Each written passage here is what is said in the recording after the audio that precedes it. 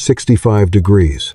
Wyatt Calder stared at the thermometer on his table, then closed his worn leather notebook. He didn't need to record anything else. The house had won. Outside, the February blizzard of 1886 was entering its 8th day. It was no longer just a storm. It was an erasure. Roofs were gone. Chimneys were buried. The mountain pass had vanished. Ashen Fork Valley was a white tomb. Yet, 47 feet above the deadly freeze, Madman's Ledge stood untouched beneath a sandstone overhang. Inside, the silence was heavy. Eleanor, his wife, stirred a pot of hot soup. Their daughter Lila slept deeply under a wool blanket. The dog Huckle lay curled beside her, one ear twitching now and then in his sleep. A damp towel hung by the thermal bench was already bone dry. No rushing, no desperation. The wind clawing at the window glass belonged to a different world. Wyatt stepped closer to the pane. He looked down into the blinding white abyss. Down there were neighbors, families, and children. Down there were the people who had laughed at him. The profound warmth of his own home suddenly felt like a cruel contrast, forcing a chilling question into his mind. How many down there were still breathing? 2 years earlier, Ashen Fork Valley had looked full of promise. New buildings were rising. Freight wagons rolled through the mountain pass almost daily. Men talked about timber, mining claims, and future profits. Among the newcomers was Wyatt Calder, a railroad tunnel mason who had spent years cutting through mountains with hammer, drill, and powder. Stone was familiar to him. So were lode paths, hidden weaknesses, and the quiet warnings found in a crack that most people never noticed. While others searched for parcels along the valley floor, Wyatt studied the terrain itself. He walked ridgelines. He measured slopes. He watched how snow from previous winters still lingered in shaded pockets. Most people saw steep cliffs and wasted ground. His eyes kept returning to the sandstone walls above the settlement. There was something up there that the valley below did not have. Height, protection, and possibilities few others seemed willing to consider. Those possibilities eventually led him to a single, barren shelf of rock. The parcel sat on a narrow bench carved into the cliff face above Ashen Fork Valley. Nobody wanted it. The trail leading to it was steep. There was no level ground for farming. Building there looked difficult, expensive, and unnecessary. That was why the claim cost only $7. The clerk at the land office stared at the paperwork, then looked back at Wyatt. A grin slowly spread across his face. "Planning to live up there?" he asked. Wyatt nodded once. The clerk laughed. By sunset, half the valley had heard the story. By the following week, nearly everyone had an opinion. Most thought the idea was foolish. A few called it dangerous. Several wondered how long it would take before Wyatt brought Eleanor and young Lila back down to safer ground. Silas Whitcomb owned the largest sawmill in Ashen Fork Valley. By 1884, he was also the wealthiest man for 50 miles in any direction. Most of that wealth came from timber. Every new roof, wall, porch, and barn put money in his pocket. At the edge of town, crews were already raising a large boarding house that would serve travelers, merchants, and visiting investors. When finished, the project would cost nearly $3,900. People admired it. Silas made sure they did. The story of Wyatt's cliff claim reached him before the first shovel touched the ground. He laughed harder than anyone.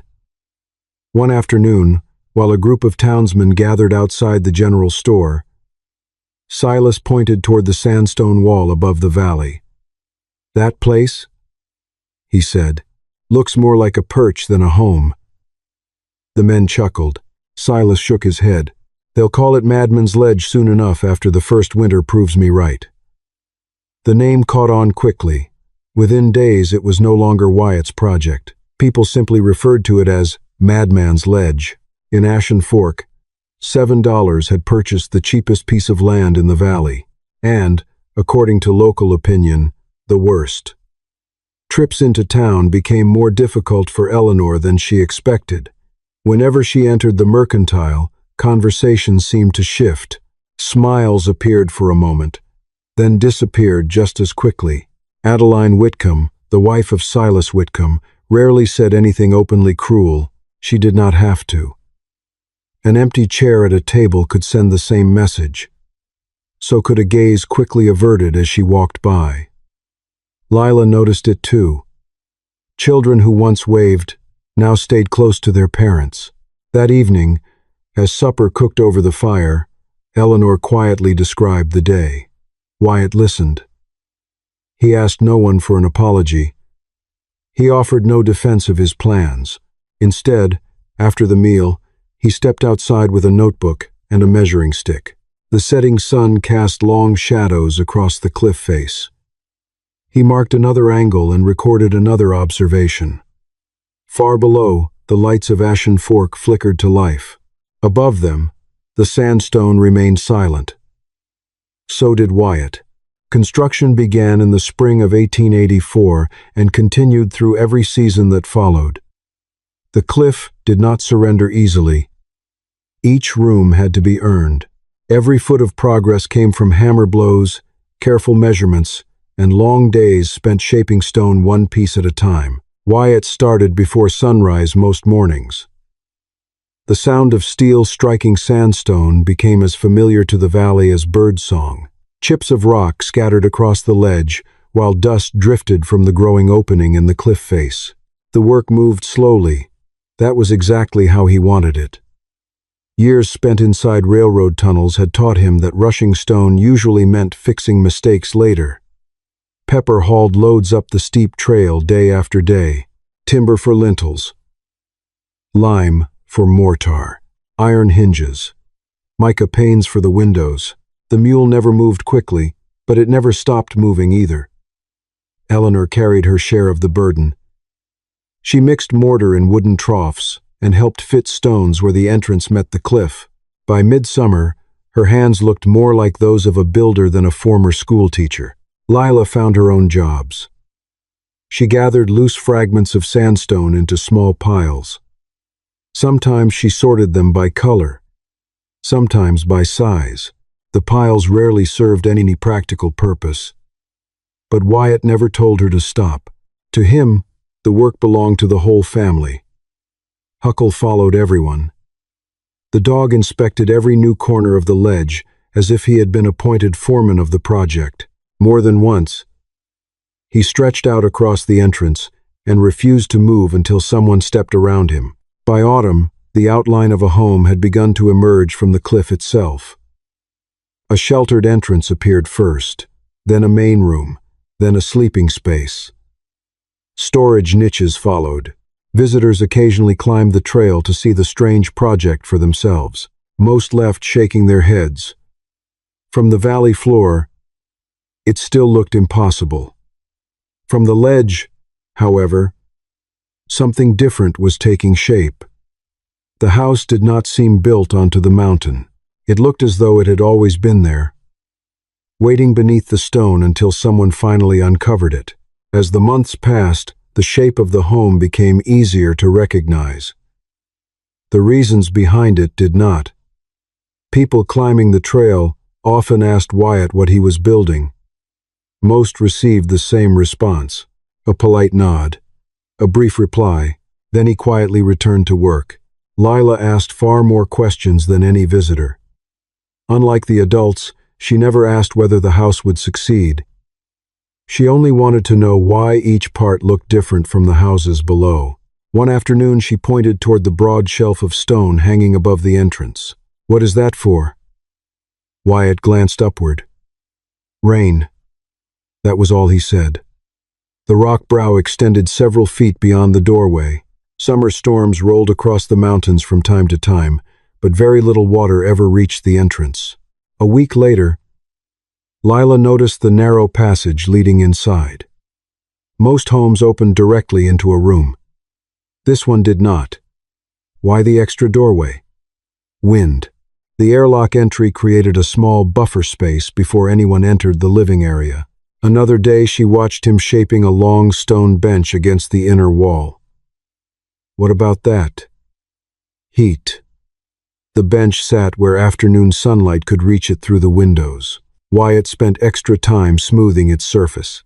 Nothing about it looked accidental. Water received the same attention. A shallow groove ran along parts of the ledge outside. Anyone else might have overlooked it. Wyatt did not. The channel guided runoff away from the entrance and toward the edge of the cliff. Even the smoke vent followed an unusual path. Instead of rising straight upward, it turned before reaching the outside air. Lila frowned when she first saw it. Wouldn't a straight one be easier? It would. A few moments later, Wyatt added another sentence. Easier doesn't always mean better. The answer seemed to satisfy her. By the time winter approached, every feature had found its place.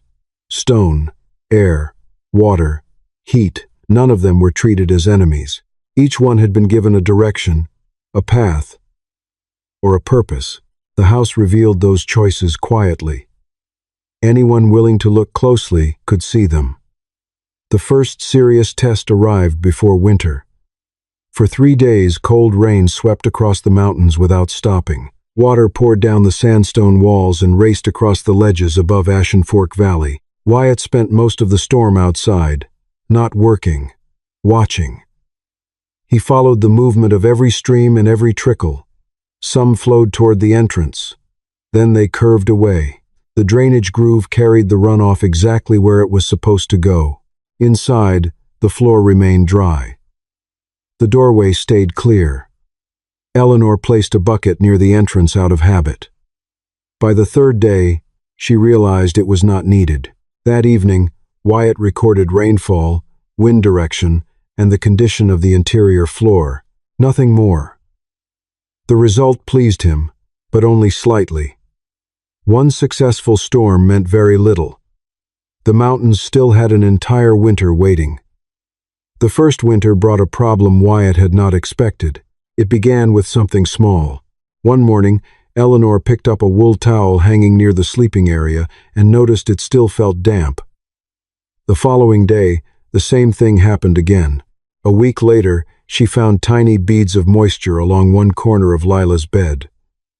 The room was warm, the roof was sound, nothing leaked. Yet water kept appearing. Eleanor showed him the damp fabric without saying much. Wyatt examined it, then looked toward the stone wall nearby. He offered no explanation. Over the next 3 nights, he treated the problem the same way he would have approached a crack in a tunnel. He observed first. A candle helped reveal the movement of air. A thermometer recorded temperatures at different points in the room. Small strips of cloth were placed in several locations to compare moisture levels. By the 3rd evening, a pattern emerged. The coldest section of stone sat behind the corner where moisture appeared most often. Warm interior air drifted toward that surface, cooled, and released water before it could escape. The discovery bothered him more than the damp towel itself. Months of careful planning had still left a flaw. The cliff home worked, just not as well as he believed. For the first time since construction began, Wyatt found himself studying his own work the same way he once studied a damaged tunnel wall. Not with pride, with suspicion. The solution started the following morning. Instead of defending the design, Wyatt reached for his tools. Part of the interior wall covering came down first, then sections of shelving. Lila watched from across the room, confused. The house had taken more than a year to build. Seeing her father remove pieces of it seemed almost wrong. Eleanor never questioned the decision. She simply helped wherever needed. A deeper cold sump was dug near the lowest section of the floor.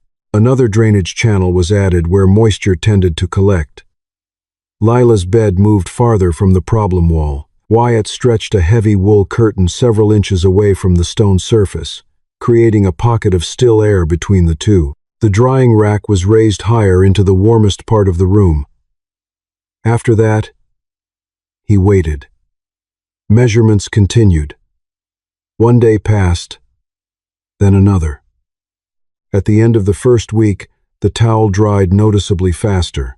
By the second week, the damp corner near Lila's bed remained dry. The tiny droplets that had worried Eleanor were gone. Nothing about the improvement felt dramatic. No celebration followed, just a few new entries and a house that performed a little better than it had before. For Wyatt, that was enough.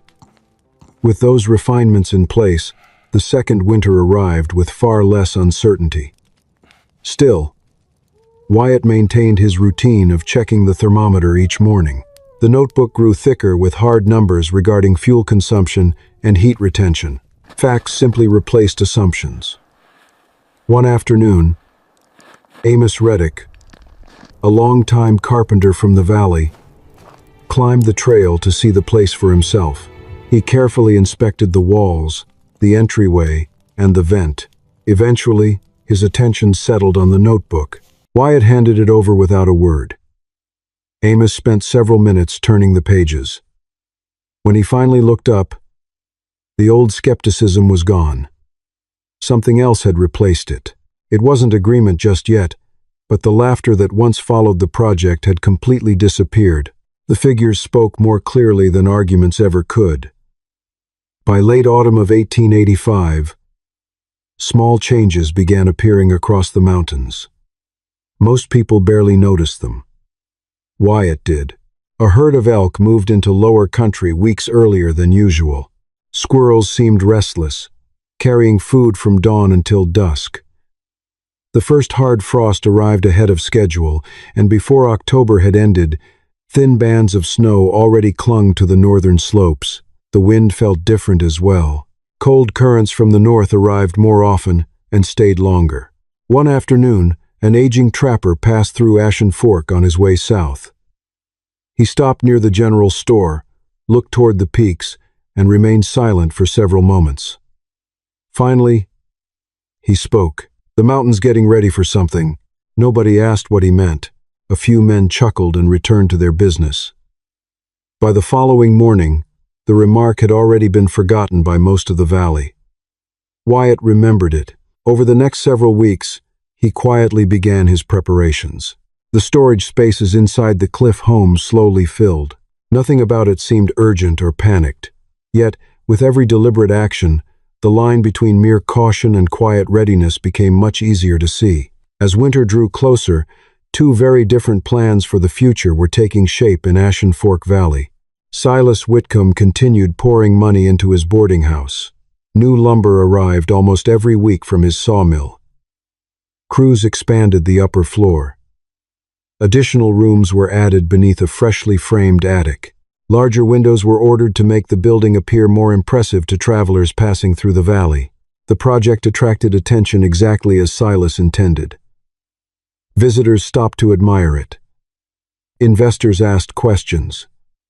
Prospective merchants took notice. To Silas, growth meant opportunity. A larger building meant more guests. More guests meant more business. Every improvement seemed like a sensible investment in the valley's future. The possibility of a severe winter barely entered the conversation. Snow came every year. Spring always followed. That was how most people saw it. Several miles away, Wyatt spent his money differently. Another shipment of flour arrived before the first heavy snow. Barrels of dried beans joined the supplies already stacked against the stone walls. Extra lamp oil filled a storage niche near the rear chamber. When a merchant offered a good price on cured pork, Wyatt bought more than he immediately needed. The purchases drew little attention because they were not visible from the street. No one admired shelves filled with food. No one stopped to praise a storage room. Yet both men were investing in what they believed would matter most. Silas invested in expansion. Wyatt invested in endurance. Neither considered himself reckless. Neither believed he was making a mistake. The difference lay in what each man expected the future to demand from him. And before long, the mountains would offer an answer neither one could ignore. February arrived with snow, which was hardly unusual for Ashen Fork Valley. The first day passed without concern. Wagons still moved along the freight road. Smoke rose from chimneys. Men worked in the sawmill. The Whitcomb boarding house remained busy with travelers escaping the cold. But the snow didn't stop. It only grew heavier, settling over the valley with a quiet, relentless intensity. People noticed it, but few worried. Mountain winters had always been unpredictable. Soon, however, conversations began to change. The snowfall showed no sign of weakening. Fresh drifts covered fences that had stood clear only a day earlier. Wind pushed through the valley with increasing force, carving long ridges across roads and open ground. Something else had changed as well. The storm no longer moved through the mountains. It had settled over them. Morning arrived. Then evening, then another morning. The clock continued forward. The storm did not. High above the valley, shelves inside the cliff home remained full. Firewood stayed dry beneath the overhang. For nearly 2 years, Wyatt had been preparing for conditions exactly like these. Now the mountains were preparing to deliver their verdict. As the blizzard ground on, Ashen Fork Valley began disappearing. The freight road vanished first.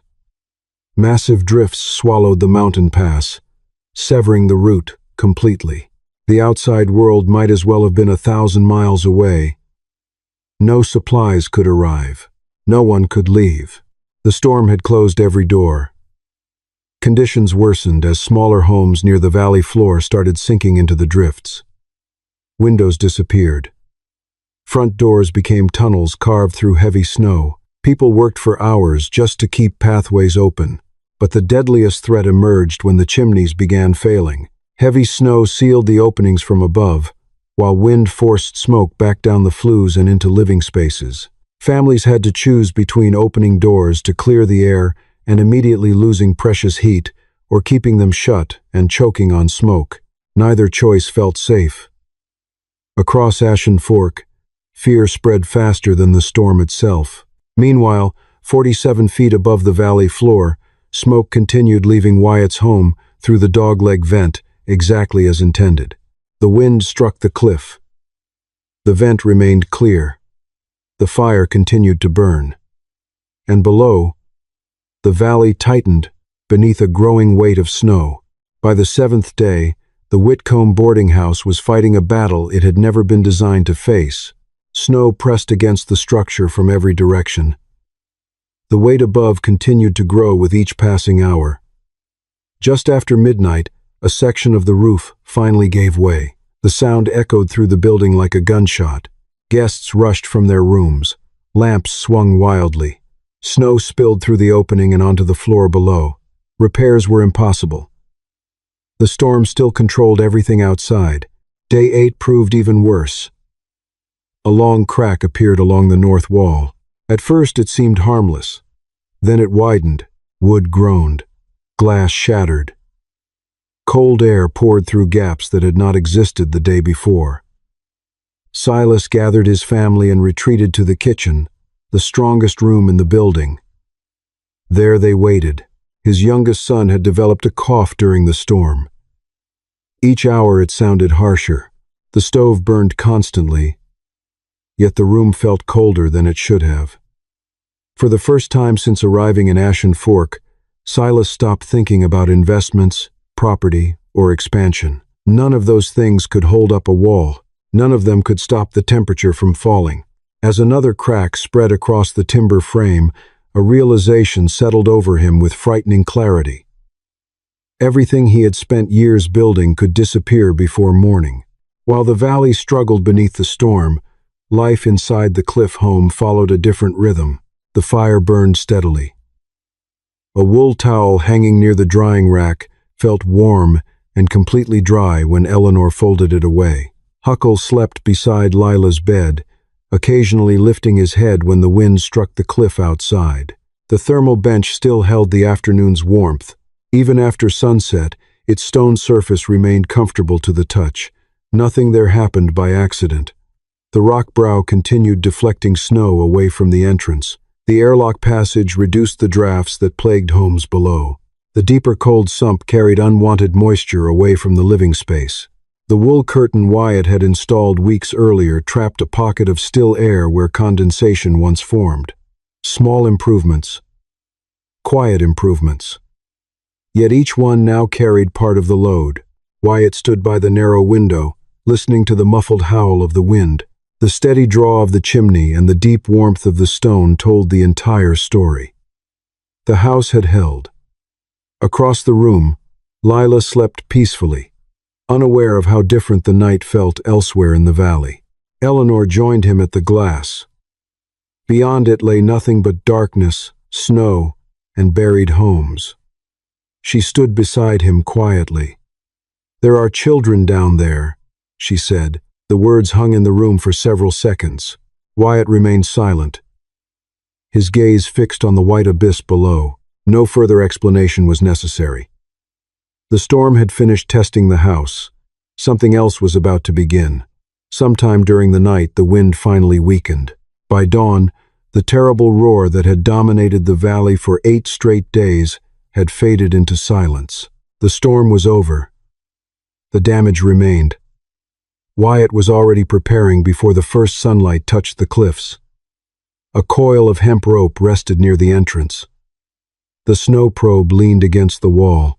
Several sled planks waited beside the trail. Eleanor packed blankets, water, and food into canvas sacks. No discussion was needed. Both knew exactly where the day would lead. Huckle was the first one outside. The dog moved cautiously across the hardened snow, stopping often to test the air. The valley looked unfamiliar. Homes had become rounded white mounds. Fences had vanished. Entire streets no longer existed. In many places, only a chimney tip hinted that a family might still be trapped below. The first rescue came before noon. Huckle suddenly stopped near what appeared to be an ordinary drift. His ears lifted. Then he began pawing at the snow. Wyatt dropped to one knee and listened. Nothing. Then he noticed something else, a faint smell of smoke, barely detectable. The probe struck wood several feet below the surface. The Baker family was alive. For nearly 3 hours, Wyatt and Eleanor dug through packed snow that felt more like ice than powder.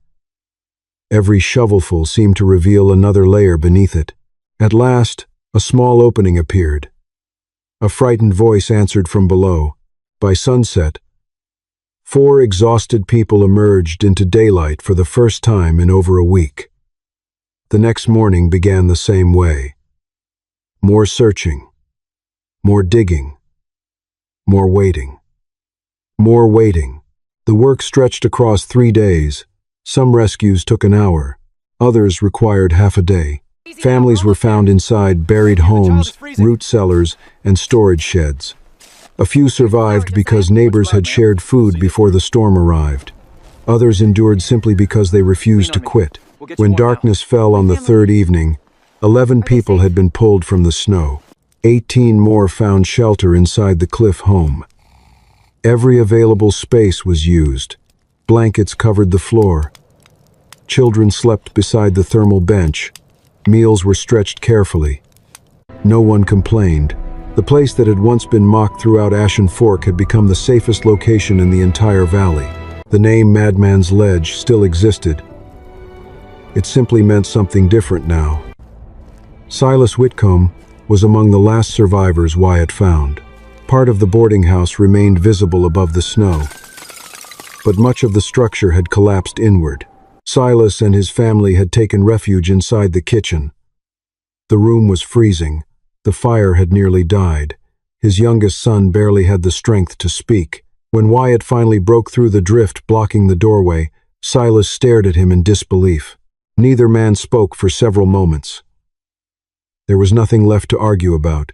Hours later, after a slow climb through deep snow, Silas stopped halfway up the trail and looked toward the home perched beneath the sandstone overhang. The sight was almost painful. The windows remained intact. Smoke rose steadily from the vent.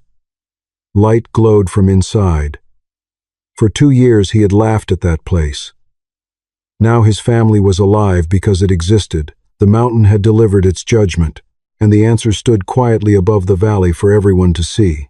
Spring arrived slowly in Ashen Fork Valley. Long after the storm had ended, great walls of snow still stood in the shadows of the mountains. As the temperatures gradually rose and the snow receded, the true cost of those 8 days became clear. 5 graves appeared on a hillside overlooking the valley. 5 families had lost someone during the storm. No rebuilding effort could change that. Yet the number might have been far worse. The survivors knew it. The 18 people who had shared the cliff home knew it most of all. As spring continued, conversations across Ashen Fork began to change. For nearly 2 years, people had discussed Wyatt Calder's project as though it were a curiosity. Now they discussed it as a lesson. One evening, a community gathering was held near the damaged remains of the boarding house. Much of the structure could still be repaired, but the scars left by the storm remained visible. Silas Whitcomb stood before a crowd that included neighbors, merchants, laborers, and families he had known for years. The valley's wealthiest man looked older than he had before the blizzard. The winter had taken something from him, not property, certainty. For a moment he stared toward the cliff above town. Then he spoke. "When that house was being built, I thought I understood what made a place strong." The crowd remained silent. I was wrong. No one laughed. No one argued. There was too much evidence scattered across the valley. The damaged buildings below and the intact home above had already settled the debate. Several people turned toward Wyatt. He offered no speech, no victory lap. Instead, he stepped forward carrying the same worn notebook that had accompanied him through every season of construction. The leather cover showed years of use. Pages were stained from rain, dust, and work. Wyatt placed it on a table. Anyone who wished to see it was free to do so. Inside were temperatures, fuel records, vent observations, moisture measurements, mistakes, corrections, storm notes, nothing hidden, nothing exaggerated. The notebook contained the entire story, one observation at a time. People crowded around it for hours. Many arrived expecting secrets. Most left with a different understanding. The house had not survived because of luck. It had survived because hundreds of small decisions worked together. Some of those decisions had even come from failures. The damp corner near Lila's bed, the condensation problem, the redesigned airflow, the deeper cold sump, the additional drainage channel. Every correction mattered. Summer eventually returned to the valley. Then another winter passed. Then another. 3 years after the blizzard, Ashen Fork looked different. Several homes had been built against sheltered rock faces. Storage rooms appeared beneath stone overhangs. New structures paid closer attention to drainage, airflow, and elevation. People still used timber. They simply used it differently. Even Silas changed. The boarding house was rebuilt, but not in the same way. Part of his investment went toward something few would have imagined years earlier. A community storm room was carved into a sandstone outcrop near town. When asked why, he usually smiled and gave the same answer. The mountain already taught that lesson once. Time continued forward. Lila grew older. The little girl who once sorted piles of sandstone became a young woman who knew how to read weather, identify drainage paths, and understand why a wall should face one direction instead of another. Huckle eventually slowed with age. Pepper carried fewer loads. The valley changed. The mountains did not. Years later, a short inscription appeared near the entrance of the cliff home. The words were simple. Stone waits. Men learn. Decades passed. Blizzards still arrived from the north. Snow still buried roads. Wind still searched for weaknesses. The mountains never stopped testing those who lived among them. Yet the home beneath the sandstone overhang remained. Visitors occasionally climbed the trail to see it. Some admired the craftsmanship, others admired the view. A few stood quietly beside the weathered stone and thought about the winter of 1886. The lesson left behind was not really about a house, nor was it about winning an argument. The mountain had never cared about opinions. It responded only to preparation, observation, and respect. That truth had been written in snow once, then it was written in stone. And both records endured.